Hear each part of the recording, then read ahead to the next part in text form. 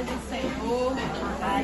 Quero desde já agradecer o convite, né, para esse dia tão gostoso que vocês vão ter aqui nesse sítio. Agradecer a Deus a oportunidade de poder estar com vocês e dizer que esse dia é um dia muito especial. Estava orando por esse dia, por esse momento de estarmos aqui, pela tarefa que a Valéria me deu, a evangelista Valéria me deu, e ela me pediu para falar: pastora, nós vamos ter um encontro com as esposas de pastores e líderes da região 2 e o tema é o chamado e eu. E eu quero que a senhora ministra em 1 Samuel, capítulo 9. E eu disse, então tá bom. O chamado de Saul. E eu falei, então tá bom. Quer dizer, não pude nem escolher a passagem, entendeu? Mas como Deus ministrou o meu coração dentro desta passagem, coisas que eu ainda não tinha enxergado e o Senhor ministrou ao meu coração. E é esse pão que eu quero dividir com vocês. E dizer que quando eu cheguei aqui, vocês estavam orando, eu também me ajoelhei para orar. E o Espírito Santo ministrou ao meu coração que esta manhã é uma manhã de destravar chamados. É uma manhã de destravar destinos. E que Deus vai fazer coisas grandiosas neste lugar, na sua vida, para a glória do Senhor. Porque eu quero que desde já você comece a ter uma certeza nesta manhã. Você que está aqui tem um chamado de Deus para a sua vida. Então eu quero que você repita, diga, eu tenho um chamado de Deus, para a minha vida. E eu quero então começar ministrando sobre o chamado de Saul. Gostaria que você abrisse a sua Bíblia. Nós vamos ler e vamos, na verdade, analisando cada versículo. 1 Samuel 9 vai nos falar sobre o encontro de Saul e Samuel. E neste encontro, Deus provê o primeiro rei para o povo de Israel. E então, neste episódio, nós vamos ver que o que para Saul tinha sido uma perda ou um problema, porque as jumentas que ele tomava conta fugiram, o que para ele parecia ser prejuízo, parecia ser caos, Deus estava trabalhando para mudar a situação de uma nação. E nesta manhã eu quero te dizer, começar a profetizar na sua vida, e já tem gente que já está entendendo. Parece que a tua vida está virando, parece que a coisa, você vai ter prejuízo, parece que o caos está se instalando, mas eu quero profetizar que Deus está nessa situação e nessa circunstância. Ele está no controle. E aquilo que parece perda para você e prejuízo, receba nesta manhã. É Deus lapidando o teu chamado. E aí, a palavra em 1 Samuel 9 vai começar dizendo assim: havia um homem entre o povo da tribo de Benjamim chamado Quis. Ele era filho de Abiel, neto de Zerô, bisneto de Becorate, e trineto de Afias. Quis era um homem abastado. Eu não sei como está escrito na sua Bíblia. Como está escrito aí? Na minha está escrito: Quis era um homem abastado e muito influente em sua região. Como é que está na Bíblia de vocês? Quis era um homem de bens. Tem alguém diferente? Poderoso. Alentado em força. Rico e importante. Então, eu quero que vocês frisem esta palavra aí. Na minha abastar, na de vocês, rico, importante, na outra, rico em bens, alentado. Enfim, nós vamos combinar que o pai de Saul, ele era rico ou ele era pobre? Rico. Pouco rico? Não, muito rico. Então, segura esse detalhe aí. Quis, pai de Saul, era um homem muito rico. E a palavra vai continuar no versículo 2, dizendo assim: tinha ele um filho chamado Saul. E aí vai dar a característica de Saul.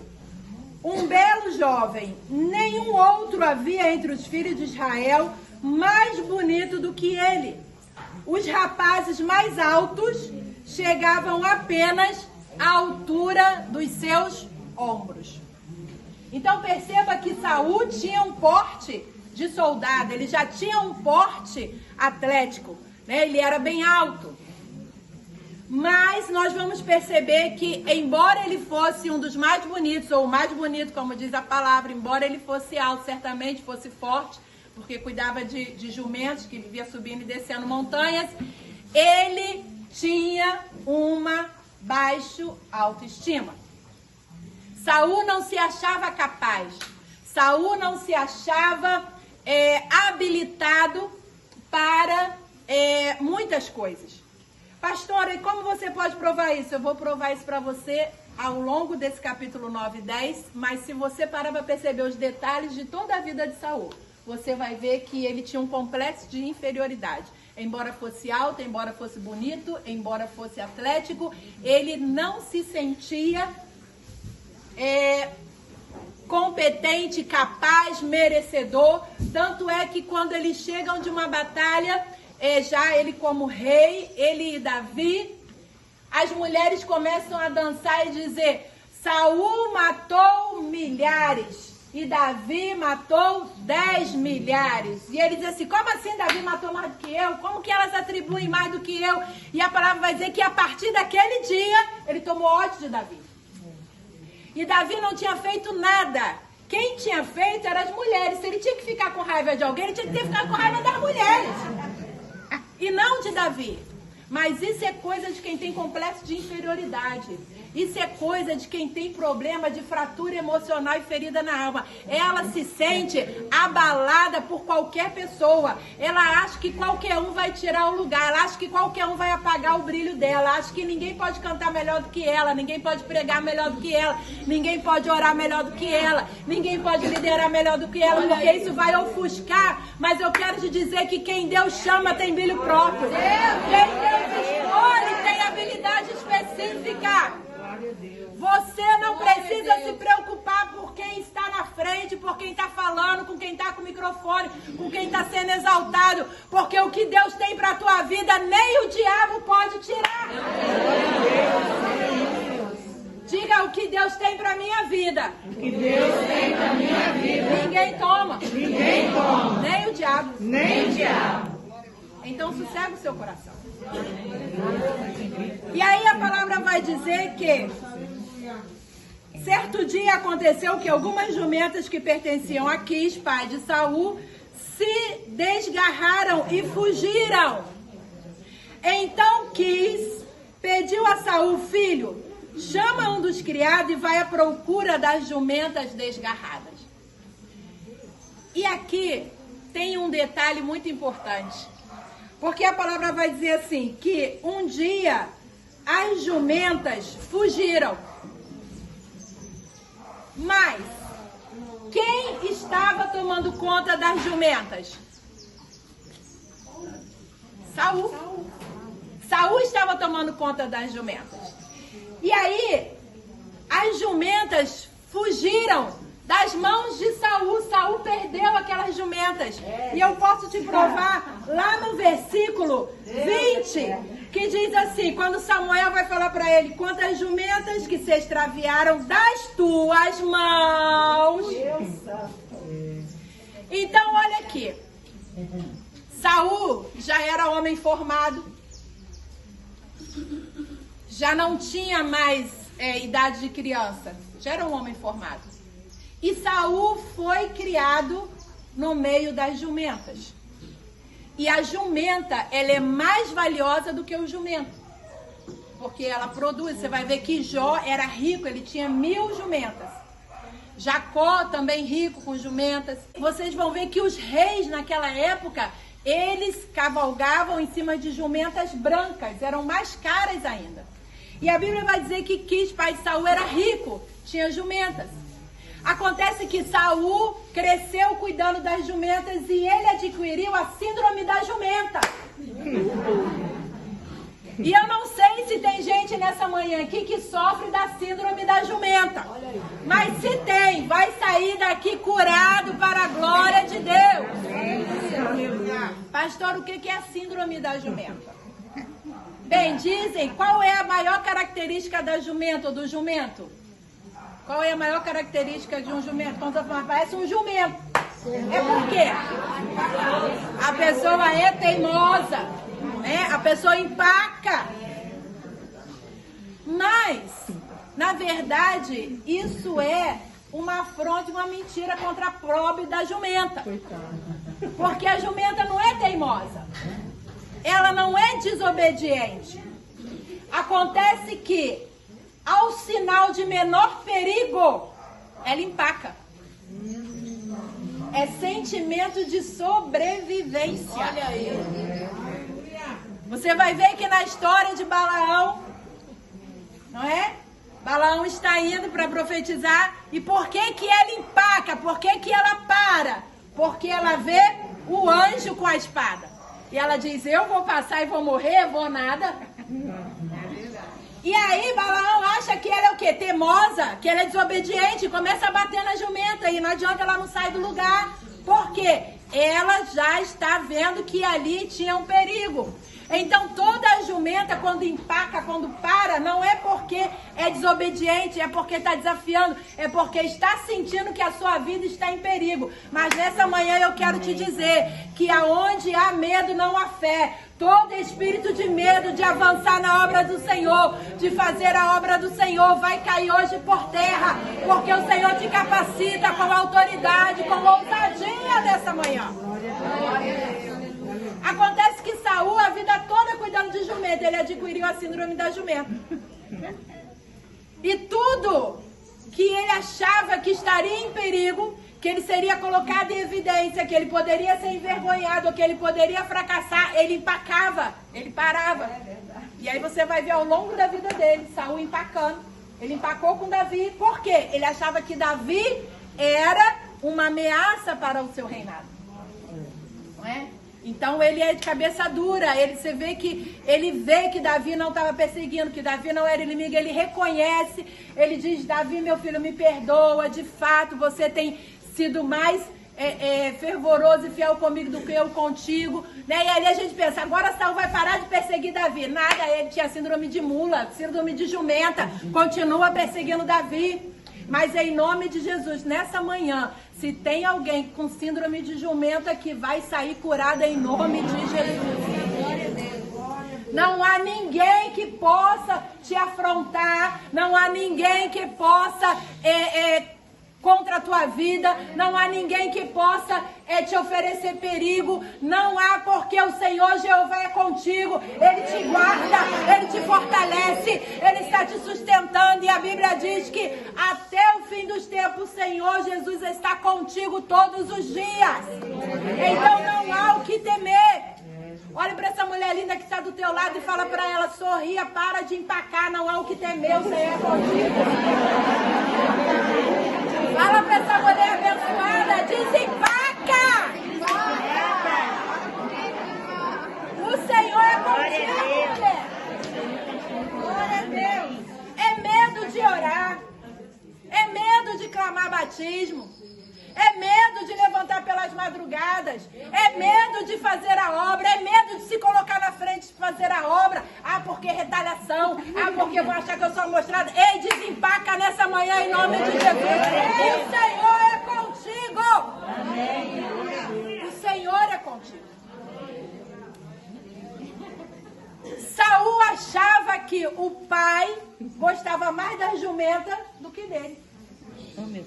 Eu te provo, vou te provar isso até o final da mensagem. Porque, pensa bem, uma pessoa que era rica, que tinha tanta jumenta, para que se preocupar com algumas poucas que tinham fugido, se desgarrado?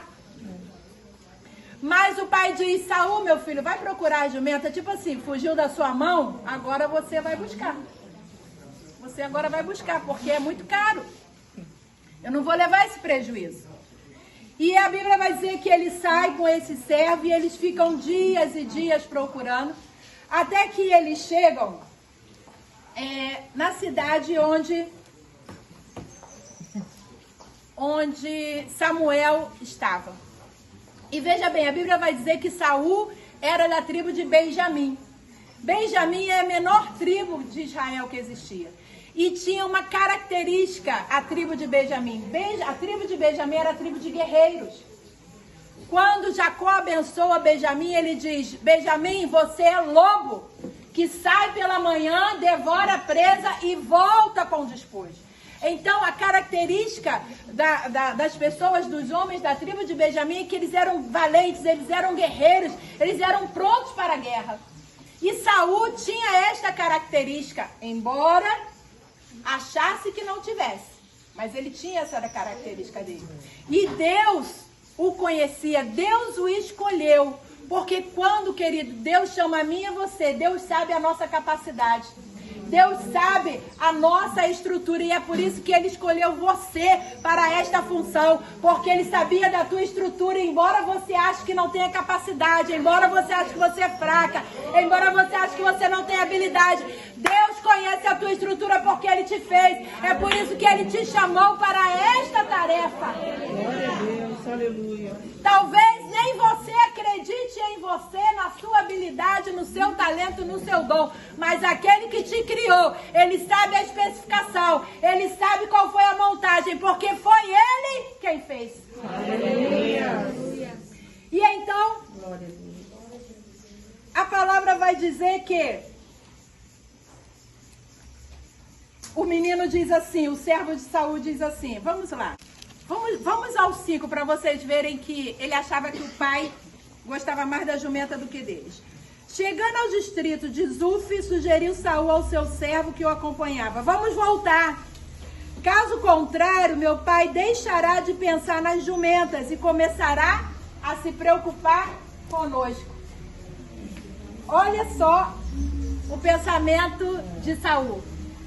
Até aquele dia, que já tinha vários dias, ele achava que o pai estava se preocupando o quê? Com as jumentas.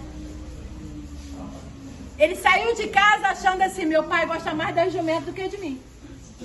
Porque onde que eu vou achar essa jumenta? Eu vou ter que subir montanha, eu vou ter que descer, eu vou ter que entrar em vales, eu vou ter que entrar em terras inimigas, mas meu pai não está nem aí. Ele quer saber da jumenta, ele quer saber do resultado.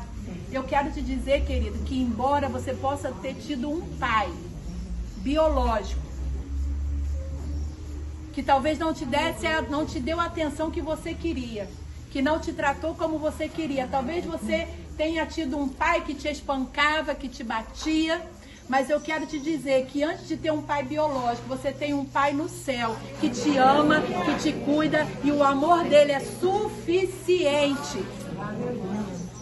Então essas fraturas da infância hoje não podem te impedir de fazer a obra. Por quê? Porque você tem um pai espiritual que te fortalece, que te cura, que te reanima e que reescreve a tua história.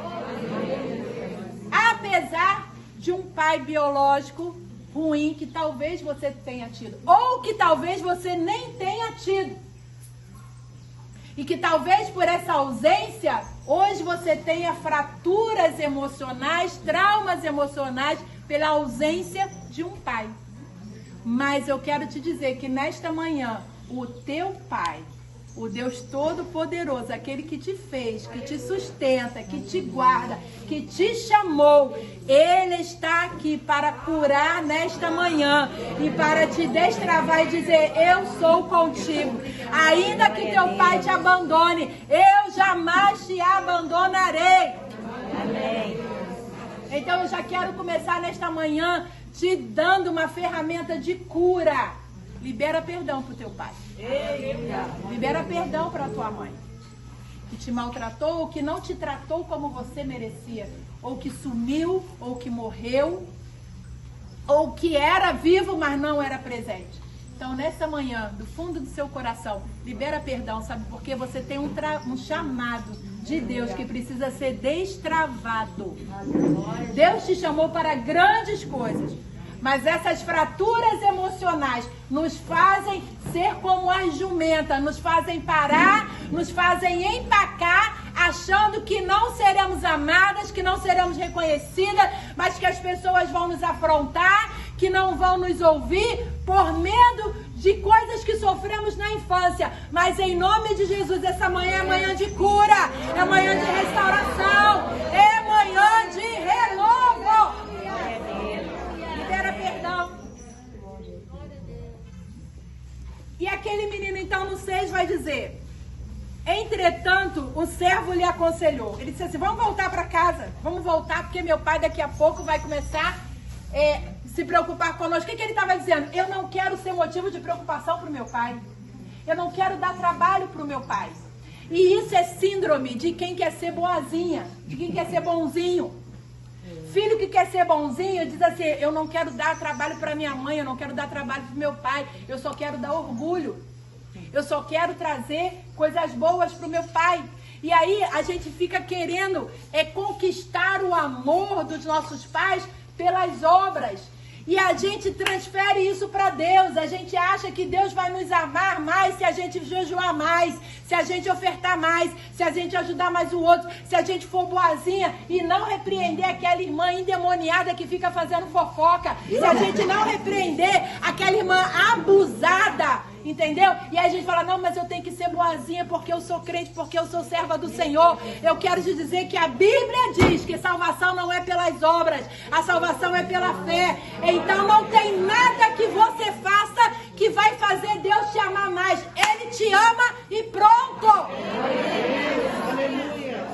Então, minha irmã, você que é líder e está aqui, quando tiver que chamar a atenção de alguém que está no erro, que está com problema, você tem um chamado e uma obrigação com Deus. Então faça a sua parte, chame a atenção, ensine, porque foi para isso que você foi chamado. Você não foi chamada para ser boazinha, você foi chamada para fazer a obra. Glória a Deus. Ainda que para fazer a obra você tenha que chamar a atenção de alguém. Isso é amar. Aleluia! Tem muita mãe sofrendo com o filho porque acha que por amar o seu filho pode deixar ele fazer tudo, não pode falar não para não traumatizar. Ei, quantos não você levou do seu pai e da sua mãe? Morreu? Não, tá aqui. É uma mulher de fé, é uma mulher de Deus, é uma mulher honrada, é uma mulher honesta. Então não mata filho, não. É preciso ter limite. Sem limite a gente não cria filho, a gente cria monstro. E aí a gente vê hoje filho dando na cara da mãe, dando na cara do pai. Por quê? Quando era pequenininha, até os 12 anos, tadinho, é criança, não sabe o que faz. É por isso que você tem que ensinar. É por isso que tem que dizer: não pode, não vai, não é hora. Então agora que você está numa posição de líder, de esposa, de pastor, você continua tendo a incumbência de ensinar. Mas muitas vezes porque a gente tem intimidade, porque a gente é amiga, a gente não quer falar nada para não magoar, para não entristecer. Nós fomos chamados para reconciliar as pessoas com Deus. E aí a área de influência é outra coisa. A minha área de influência é o ensino. Mas o meu chamado é reconciliação. O teu chamado é reconciliação. Diga para quem está do seu lado: o meu chamado é reconciliação. Agora, a sua área de influência, como você vai influenciar as pessoas e reconciliá-las a Deus? Porque o que é reconciliação? É unir novamente duas pessoas que estavam brigadas. Quem foi, no treinamento ouviu falar sobre isso. Mas a nossa área de atuação, como que eu vou fazer isso? Como que eu vou reconciliar as pessoas com Deus? Tem uma área de influência. A minha área é ensino. Mas a sua área pode ser a saúde. Através da enfermagem, através da medicina, pode ser a área onde você vai influenciar as pessoas. A sua área pode ser a intercessão. A sua área pode ser o artesanato. A sua área pode ser a cantina. Cada uma de nós tem uma área de influência. Um lugar onde Deus vai nos usar para reconciliarmos pessoas. Mas o chamado de todas nós é o quê? Reconciliação. Qual é o teu chamado, querida? Reconciliação. De novo, você sair daqui hoje sabendo qual o seu chamado? Reconciliação. Agora eu quero que você fale só 30 segundos para você falar, depois você volta a atenção para mim, para quem está do seu lado. Qual é a sua área de influência? Qual é a sua área de influência? Não, eu quero que você fale para ela. A minha área de influência é... Qual que é a sua área de influência? A minha é ensino e a sua é qual? Em que área Deus te usa? Ensinar. Eita!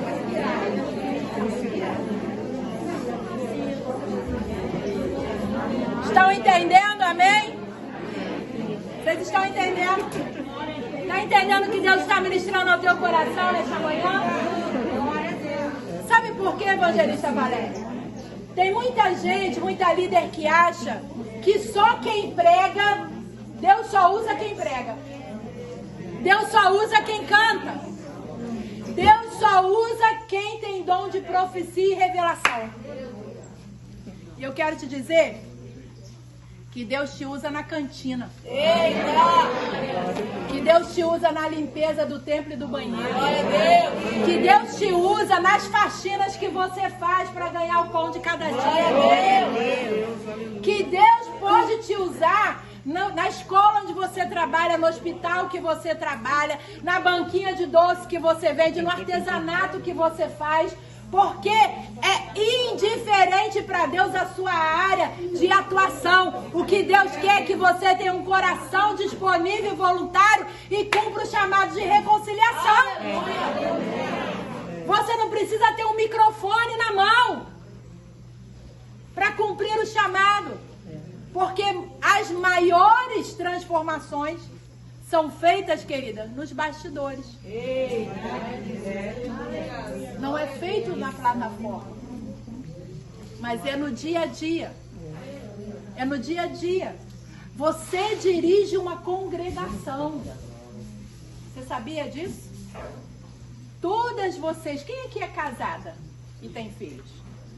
Então diga, eu sou dirigente de uma congregação. Eu sou dirigente de uma congregação. As congregações são maiores do que outras. Mas é a nossa primeira congregação, é a nossa casa. A nossa primeira área de atuação é dentro da nossa casa. Mas vamos voltar aqui para Saul. Eu acho que vocês vão se identificar muito com Saul aqui. E é interessante que eu já li, Valéria, essa passagem tantas vezes. Mas eu não tinha percebido nessa passagem a questão financeira de Saul. E estudando para estar aqui essa manhã, Deus abriu os meus olhos e me mostrou que Saul tinha uma mente de escassez. Embora ele fosse filho de um pai rico, ele na essência era pobre. Ele tinha uma mente de escassez. E eu vou mostrar para vocês isso aqui na palavra. Quem quer descobrir isso aqui na palavra? Vocês já viram dinheiro nessa palavra aqui? Alguém já viu dinheiro nessa palavra aqui? Nessa passagem bíblica? Você já enxergou dinheiro? Então diga, eu vou enxergar nessa manhã. A palavra de Deus é linda por isso. E aí, o servo diz assim, versículo 6. Entretanto, nesta cidade mora um homem de Deus, que é muito respeitado.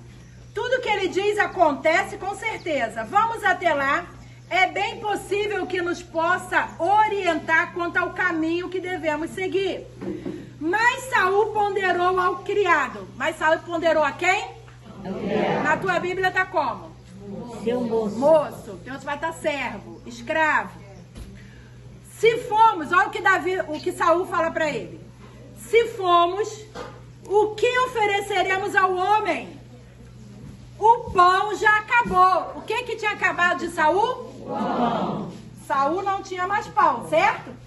Marca isso, marca essa palavra pão. O pão já acabou no alforje. E nada mais temos a oferecer pelo préstimo deste homem de Deus. O que podemos fazer? Então, qual era o costume? De quando você fosse até um profeta para orar, um profeta de Deus, um homem de Deus, você levasse um presente. Olha que coisa linda e tremenda. E aí a palavra vai dizer que é aquele que oferece um copo de água a quem?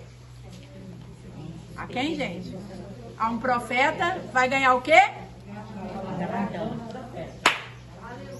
Olha para quem está do teu lado e fala, você nunca me deu nada, hein?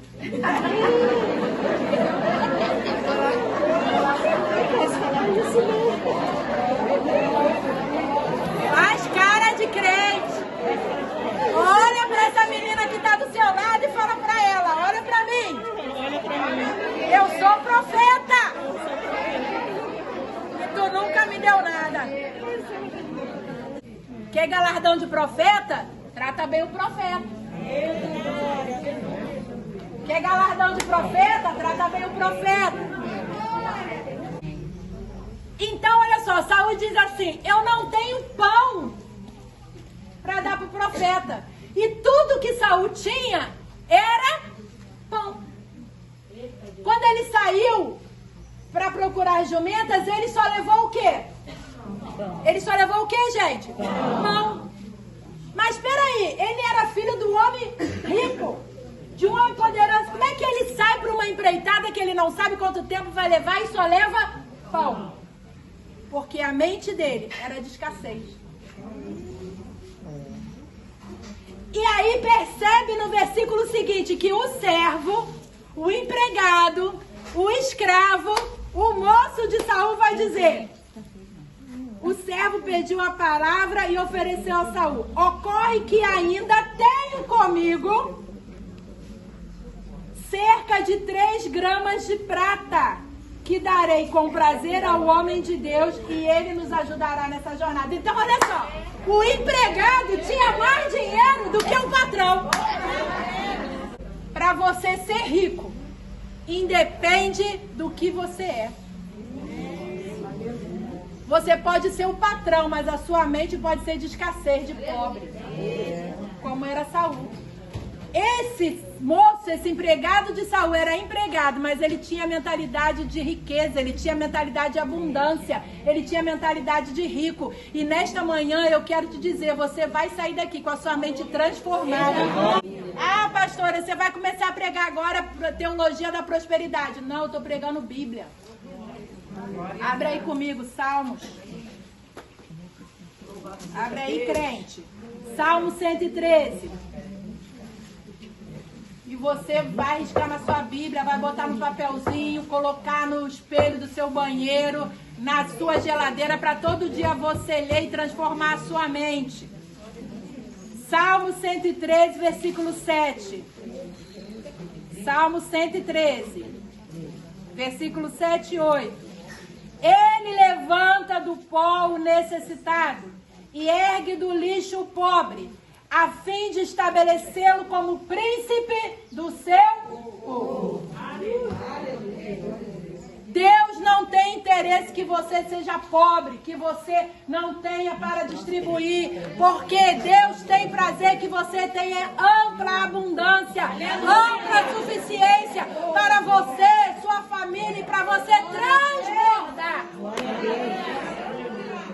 Então larga essa mentalidade de escassez, porque o que Deus tem para você é coisas abundantes. Jesus vai dizer, eu vim para que tenham vida. E vida em todas as áreas, querido. Fala para quem está do teu lado, não é só espiritual. Em todas as áreas é abundância. Toma posse nessa manhã em nome de Jesus. Mas tem gente que tem uma mente, Evangelista Valéria, de tanta escassez, que mesmo eu ministrando essa palavra, provando na Bíblia, está dizendo no coração dela assim, isso não é para você. Meu pai. Porque a sua família era muito pobre, não tinha, você tem que dar graças a Deus que hoje você ainda tem o que comer, a sua família às vezes nem tinha o que comer.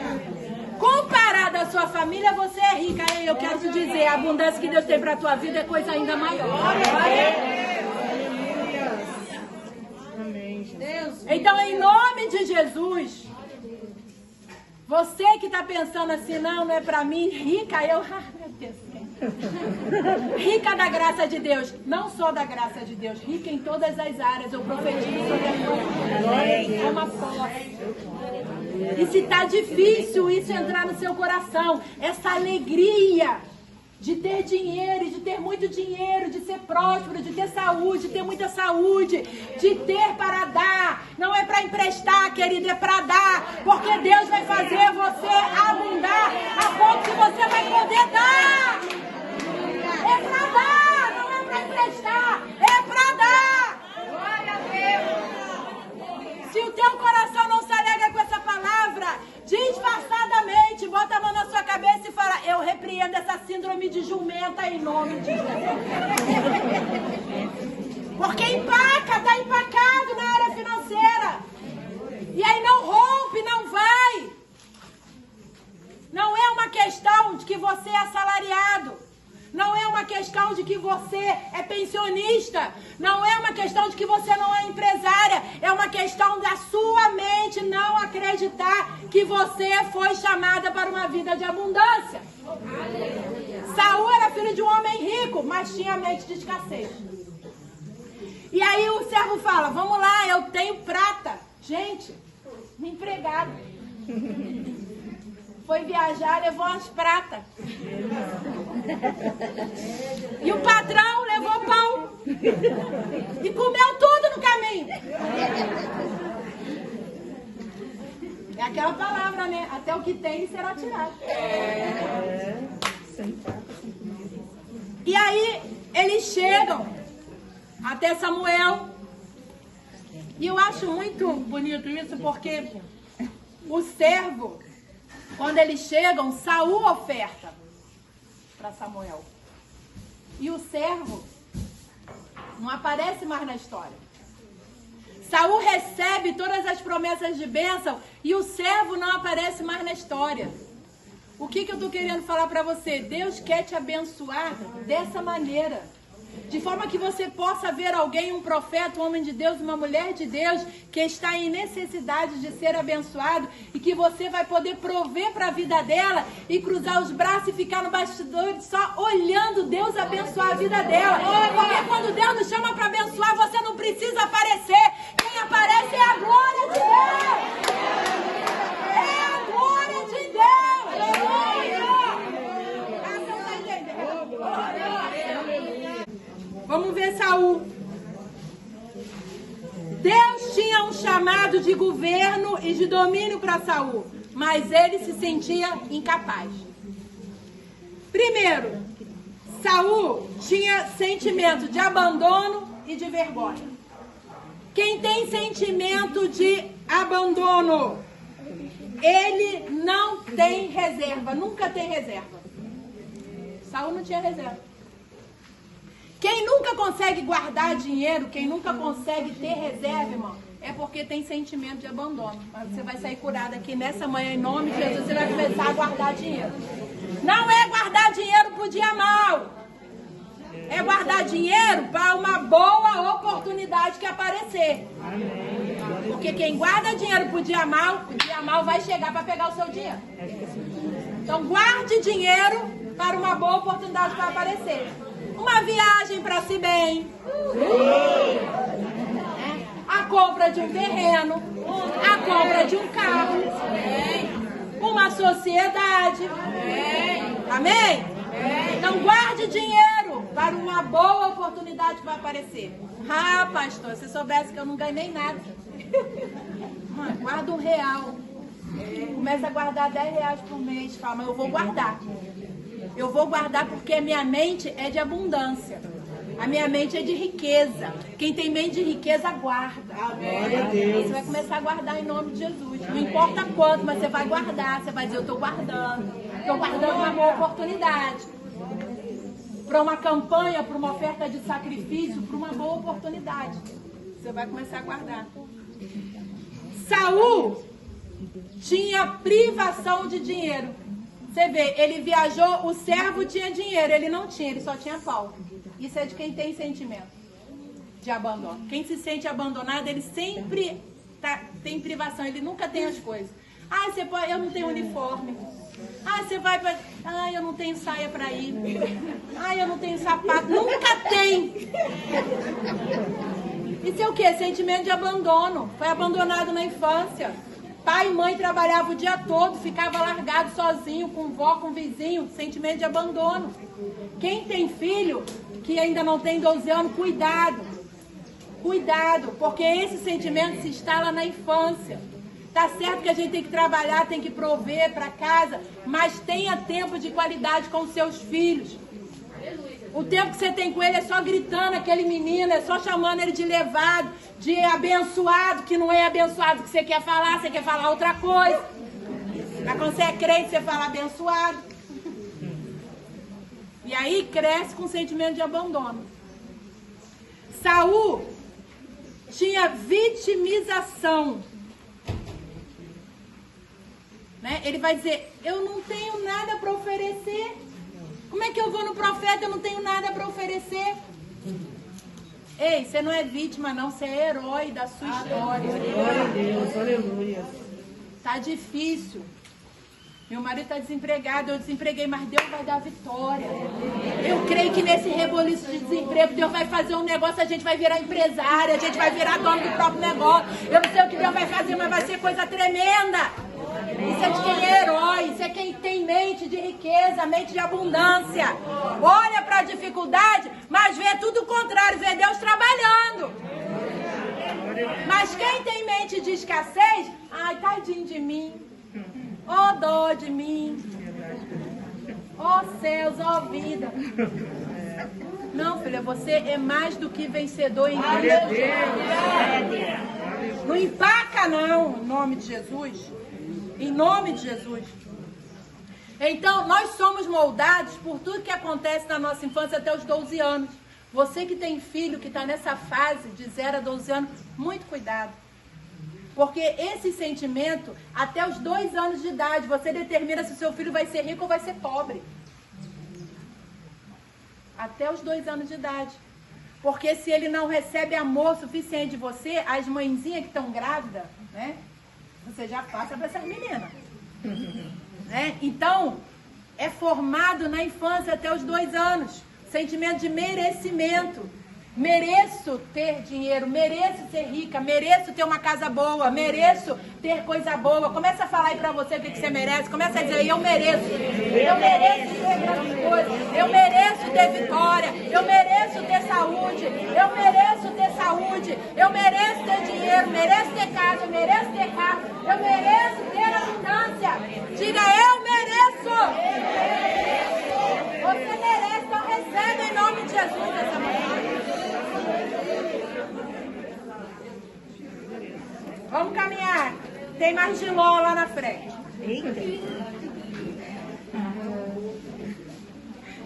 E aí, Deus diz para Samuel assim, olha, você vai encontrar um homem Saul. É ele quem eu tenho escolhido para governar o meu povo. E aí, Deus vai providenciar cura para Saul em todas essas áreas. Olha que coisa linda o nosso Deus. Ele providencia para Saul cura em todas essas áreas. Então, Samuel vai dizer assim para ele. Capítulo 9, versículo 19. Para eu mostrar para vocês que o problema de Saul não era com a jumenta, era com dinheiro.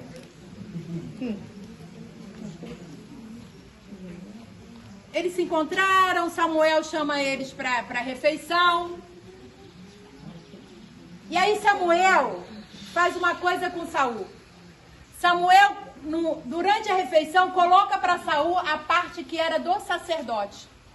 Porque a Bíblia vai dizer em Levíticos 7 que o peito e a coxa direita era do sacerdote. Quando Saul se senta para comer, Samuel diz assim, cozinheiro, traz aquela parte que eu mandei você reservar. E quando o cozinheiro traz, era coxa. Era coxa. Então, Samuel está dizendo para Saul assim, Saul, estou te tratando como um sacerdote. Você é amado. Você é escolhido por Deus. Embora você pense que o seu pai gosta mais da jumenta do que de você, embora você se ache incapaz, Deus te escolheu, você tem um chamado, está aqui, você está comendo a parte do sacerdote, você está comendo na mesa do sacerdote. Eu estou te falando nessa manhã, você foi separada para estar aqui, porque você é amada, escolhida, especial, preciosa. Você está sentada na mesa dos sacerdotes. Então aproveita nesta manhã e come do melhor que Deus está colocando diante de você. Eu estou te falando que você merece o melhor. Então repita para você, eu mereço o melhor dessa terra. E a palavra vai dizer que se nós ouvirmos ao Senhor e o obedecermos, nós o quê? Comeremos o melhor dessa terra. Então o segredo é ouvir e obedecer. É simples. Quem aqui tem ouvido ao Senhor, levanta a mão. Quem aqui tem obedecido ao Senhor, levanta a mão. Então por que você não está comendo o melhor da terra, criatura? Porque se você ouve e você obedece, você tem à sua disposição o melhor da terra. Só tem uma explicação para você não estar comendo. Você não se acha merecedora. E aí você vai ver que Deus vai tratar o Saul em todas essas áreas, mas ele não vai ser curado. Ou melhor, ele não vai se deixar ser curado. Você vai perceber isso ao longo do reinado dele. Né? Então, Samuel diz assim, ao que Samuel respondeu a Saul, sou eu o vidente, sobe adiante de mim, capítulo 9, 1 Samuel 9, 19. Sobe adiante de mim ao lugar alto onde está o altar, pois hoje comereis comigo. Amanhã, ao raiar do dia, eu te esclarecerei tudo quanto hoje preocupa o teu coração. Então, olha só, Samuel fala assim, eu vou te falar o que preocupa o teu coração. E aí ele fala assim, quantas jumentas que se extraviaram das tuas mãos, já há 3 dias, já se acharam há 3 dias. Não te aflijas por ela, eis que foram encontradas. Então, olha só, a preocupação de Saul não era a jumenta. A jumenta já foi encontrada. Samuel fala assim, a quem pertencerá tudo o que é precioso em Israel, senão a ti e a toda a tua família? Essa era a preocupação de Saul. A preocupação de Saul era com a herança, porque nesse tempo aqui, acredito eu, a Bíblia não fala, mas eu acredito que Saul já era casado. Saul já tinha família, mas ainda trabalhava com o pai dele. Então olha a preocupação dele. E aí Samuel fala assim, por que você está preocupado? A quem vai pertencer tudo que há de mais precioso em Israel? Vai pertencer para você. Então para de se preocupar com a sua vida financeira, se a sua família vai ter ou não vai ter o que comer amanhã ou depois, se os seus filhos vão ter casa, se os seus filhos vão ter condição, porque o Senhor vai te dar tudo que é precioso de Israel. Você está aqui nessa manhã preocupada com o futuro do teu filho, da tua filha, do teu neto, e o Senhor está te dizendo, se acalma o teu coração, eu estou no controle, eu vou abençoar, eu vou prosperar. Só ouve e obedece, come o melhor da terra, deixa que eu cuido. Não vai faltar, fala para quem está do teu lado, alegra o teu coração, não vai faltar, Deus está cuidando. Enquanto você achar que é você que cuida, vai continuar perdendo noite de sono. Enquanto você achar que é você que provê, vai continuar perdendo noite de sono. Mas quando você aprender a descansar e dizer, eu mereço comer o melhor da terra, minha família vai ter o melhor da terra, porque Jeová é quem cuida de mim, foi Deus quem me chamou, é Ele quem vai capacitar e está cuidando. Aí a coisa muda. Aí você vai começar a receber, sabe por quê, querido? Só recebe de Deus quem dorme.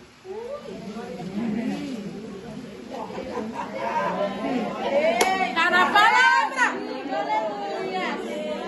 Você não lê Bíblia? A palavra diz que aos seus Deus dá enquanto eles dormem. Então fala para quem está do teu lado, dorme para receber de Deus. Olha aí por que você não recebe, menina. Porque está com insônia. Insônia é coisa do capeta para você deixar de receber de Deus.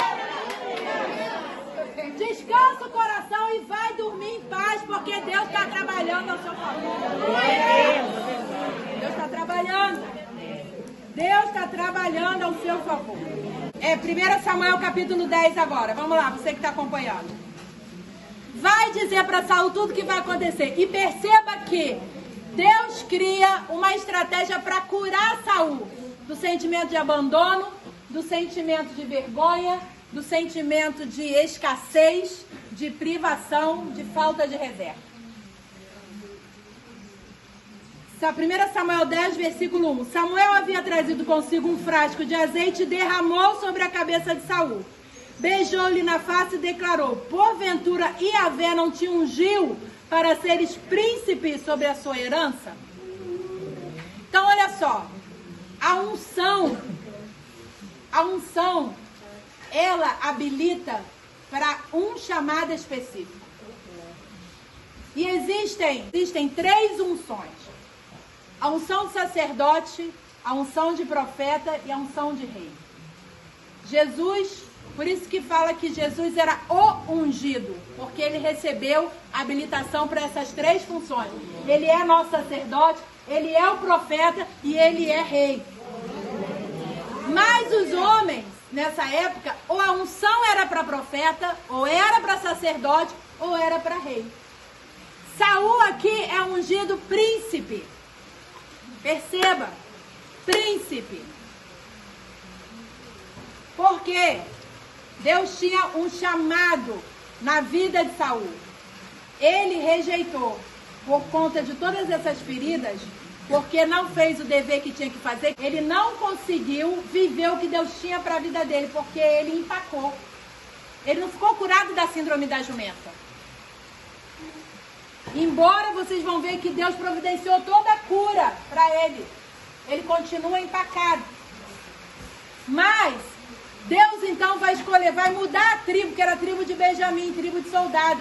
Deus então muda a tribo, passa o governo, o reinado para a tribo de Judá. E aí Davi, quando é ungido rei.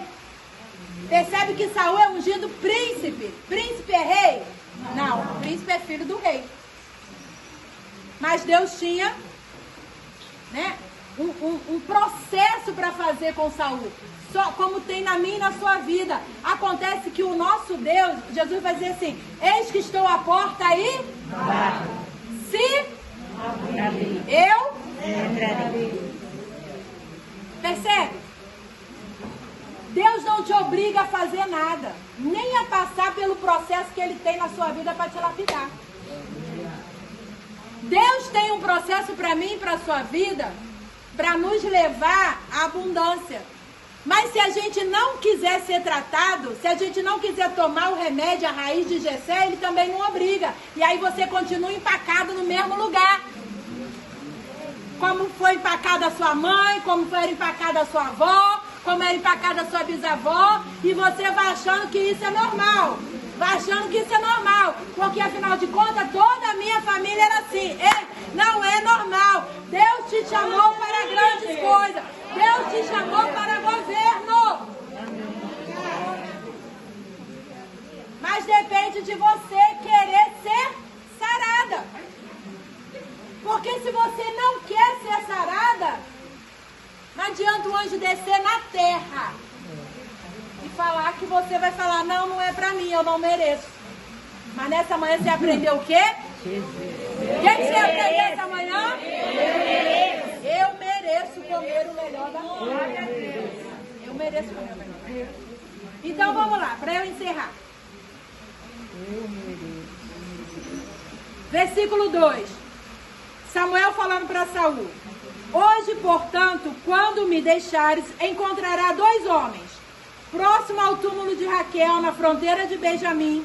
Esses homens lhe dirão: eis que já foram encontradas as jumentas que saíste a procurar. Olha a primeira cura. O teu pai esqueceu o caso das jumentas e agora está aflito por tua causa e indaga a todo momento: que terá acontecido com meu filho? Olha aí a primeira cura. Ele achava que o pai não amava, que o pai não gostava.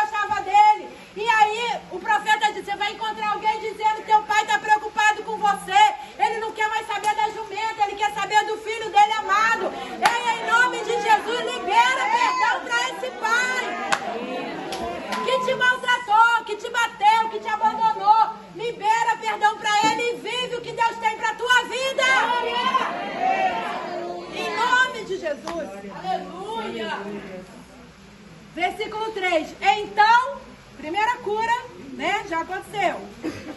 Então, dali prosseguirá rumo ao carvalho de Tabor. Encontrará 3 homens. Quantos homens, gente? 3 homens que estarão subindo para cultuar a Deus em Betel. Um deles levando 3 cabritos. Na minha Bíblia está 3, na sua está 1? 3 cabritos. O outro levando 3 pães. E o outro um odre, que é uma vasilha de couro cheia de vinho. Esses homens estavam indo fazer o quê? Sacrifício. Levando 3 cabritos para sacrificar. Levando 3 pães. Aí, olha a cura. A segunda cura que Deus provê para Saul. A cura de privação. Fala para ele, você tem reserva. Você não tem privação das coisas, não te falta nada, porque eu sou o teu Deus e eu vou prover para você na sua vida. O que ele falou para o servo? Eu não posso ir ver o vidente porque eu não tenho. O que Saul não tinha? Pão. Ok? A queixa dele era que ele não tinha pão. E aí, eu vou te ensinar uma coisa. Fala para quem está do teu lado, faz cara de quente, faz olho de profeta e olha para ele e fala assim, aprende a pedir, menina. Aprende a pedir. Porque, veja bem, Saúl disse assim pro servo, eu não tenho pão para dar pro profeta. Como que eu vou encontrar o profeta? E aí Deus vai falar assim, vamos pro próximo versículo. Eles te saudarão e te oferecerão o quê? 2 pães. O que eles vão te oferecer? 2 pães. Que? Continua a leitura. E tomarás das suas mãos. Então o que Deus está falando para ele? Olha só, você vai encontrar os 3 homens. Um levando 3 cabritos, o outro levando 3 pães, o outro levando um odre de vinho. Eles vão te encontrar e vão te oferecer 2 pães. Aceita! Por quê? Porque Saúl tinha mente de escassez. E quem tem mente de escassez, quando recebe um presente, o que a pessoa fala? O que a pessoa fala? Não precisava. Ou então diz assim, não, pra mim não, dá pra ela. Sabe por quê? Todo mundo que tem mente de escassez é orgulhoso. Não recebe presente, não recebe ajuda porque fala assim, é uma humilhação pra mim. Mente de escassez. Olha isso. Quando recebe um elogio, fala assim, você tá bonita, menina. Ai, são seus olhos. Mente de escassez. Não se sente merecedora de receber elogio. Ou então devolve e fala assim, não, linda tá você. A partir de hoje, você vai dizer muito obrigada. Realmente eu sou linda, eu estou linda. Eu mereço. Olha para essa menina linda que está do seu lado e elogia ela. Agora você que foi elogiada, diga assim, muito obrigada. Muito obrigada. Aprenda a ser abençoada. Aprenda a receber. Quem tem mente de abundância, quem tem mente de prosperidade, quando recebe um presente, festeja, comemora. Porque diz assim, eu sou merecedora. Sabe por quê? Eu estou colhendo o que eu já semeei na vida de muitas pessoas. Isso é colheita. Então para com essa bobagem que não precisa, pra mim não precisa, querida. Recebe. Bota as 2 mãos e fala, eu recebo com alegria. Com alegria na minha alma. Isso é colheita, isso é colheita, isso é colheita. Isso é colheita. E aí, Deus fala para Saúl, eles vão te dar 2 pães, você aceita. Porque tinha que curar o sentimento de privação. E aí, ok, recebe os 2 pães. E aí você fica pensando, mas por que 2 pães? Um para ele e um para o servo? Você vai ver por que 2 pães. Versículo 5. Chegarás então a Gibeá de Deus, onde há um posto militar dos filisteus, ou seja, dos inimigos. E acontecerá que entrando na cidade, te defrontarás com um grupo de profetas que vem descendo do alto lugar, tocando lira, tamborim, flauta e harpa, e eles estarão profetizando. Então, olha só, gente. Ele vai entrar na cidade, na porta da cidade tem o quê? Inimigo. Tem filisteu. Mas Deus fala pra ele, entra do mesmo jeito, porque tem inimigo, mas tem profeta descendo do alto, que tá orando, que tá buscando. O inimigo não vai prevalecer.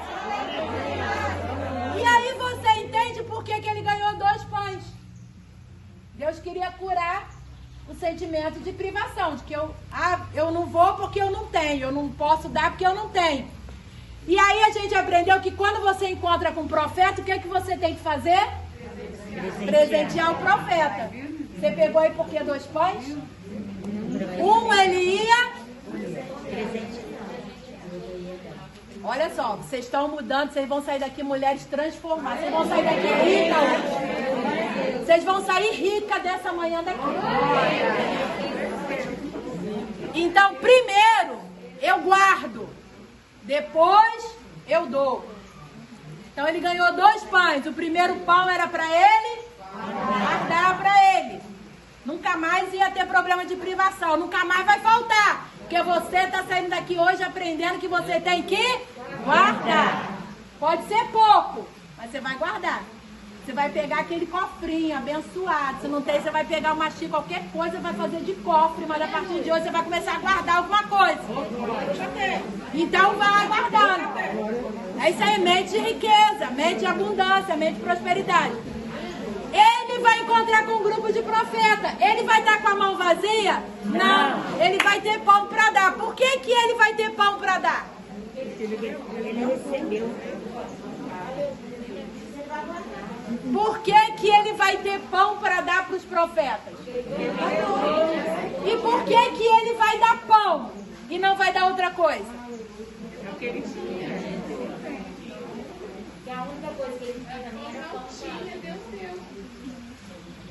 Por que ele só tinha pão? Porque ele gostava do pão. Deixa eu carregar o pão. Ele só tinha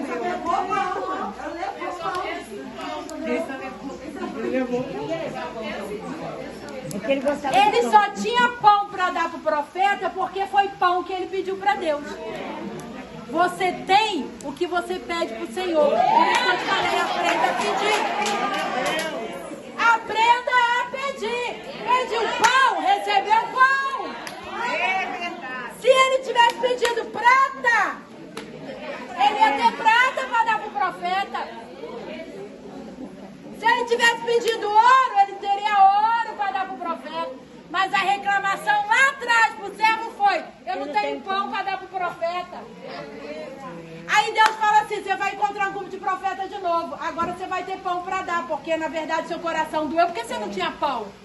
Se o coração dele tivesse assim: poxa vida, eu vou encontrar com Samuel, eu queria ter ouro para dar para Samuel. Aí Deus ia falar: toma, filho, você vai agora encontrar um grupo de profeta, toma ouro, porque o teu coração arde em dar ouro pro profeta. Então eu vou te dar ouro, para você ter ouro para você e pro profeta. Você está entendendo o que Deus está falando com você nessa manhã? Aprenda a pedir. Porque o que você pedir para dar pro profeta, Deus vai prover para sua vida. Se você quer abençoar o profeta com pão, você vai ter pão para comer. Mas se você quer abençoar o profeta com carro zero, Deus vai dar 2 carros, para você e para o profeta. Se o teu coração arde em abençoar a obra do Senhor com uma casa, se o teu coração arde em abençoar a casa do Senhor com 100 mil reais, Deus vai te dar 200. 100 é para você, 100 é para o profeta. Então é o que o seu coração arde em abençoar, é isso que Deus te dá. Parte é para você guardar para você e parte é para você abençoar. Deus curando. E aí, versículo 5. Neste momento o Espírito do Senhor tomará pleno controle de ti e terás manifestações proféticas com eles. E serás... Vamos, gente. Outro homem? E serás, na minha está escrito assim, transformado em outro homem. Mudarás em outro homem. Mudarás em outro homem. Tornarás um outro homem. Então perceba que Deus passa com Saul nos 3 estágios da unção. Ele senta na mesa do sacerdote, come a comida do sacerdote. Ele passa, ele tem uma experiência de profeta, porque ele vai profetizar com esses profetas daqui. Deus cura, ou providencia cura, a respeito do pai, que ele não se achava amado pelo pai suficiente. O rapaz fala, seu pai está preocupado contigo. Então Deus provê cura em Saul, percebe que em todas as áreas, na área emocional, na área financeira e na área espiritual. E aí, chega o dia que Samuel reúne todas as tribos em Gibeá para declarar quem era o novo rei. E então tira sorte, a tribo de Benjamim chega na frente, da tribo de Benjamim, a casa de Quis, pai de Saul, e dentro da casa de Quis, Saul é escolhido como rei. E aí, Samuel fala, Saul, filho de Quis, é o escolhido. E as pessoas procuram, o que acontece? Eles acham Saul? Sim ou não? Não, porque Saul estava aonde? No meio das bagagens. A Bíblia vai dizer que ele era um homem alto e que os homens mais altos de Israel davam no ombro de Saul. Então não tinha como. Se esse homem ficasse de pé, não tinha como ele se esconder, todo mundo via. Gente, agora, como que pode? Um homem que já tinha tido toda a experiência que ele teve, porque Samuel falou, e a Bíblia vai dizer que tudo que Samuel falou aconteceu. Deus proveu a cura para todas as áreas sentimentais de Saul, onde ele tinha fratura. E quando chega no dia dele ser coroado, ele se esconde. Ou seja, ele continuava com a síndrome da jumenta.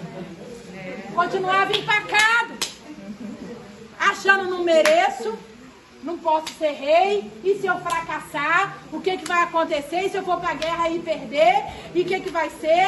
E é síndrome da jumenta, não se sente capaz, mas nessa manhã você vai sair daqui curada em nome de Jesus. Curada, com seu chamado destravado, em nome de Jesus, com ousadia, com autoridade para fazer aquilo que Deus te chamou. E aí eles oram e perguntam a Deus, o homem está aqui?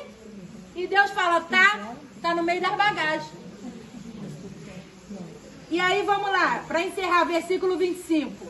Em seguida correram a buscá-lo, e ele se apresentou no meio do povo, um homem de boa aparência, quando ficou de pé.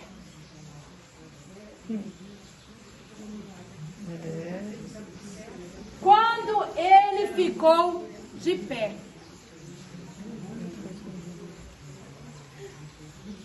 Samuel exclamou diante de todo o povo reunido, vede agora quem Yahvé, o Senhor, escolheu.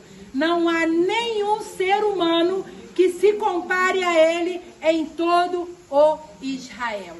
Quando Saul ficou de pé, Samuel reconheceu que ele era único. E nesta manhã, eu quero que você se coloque de pé, porque você é única. Você é única. Deus te escolheu.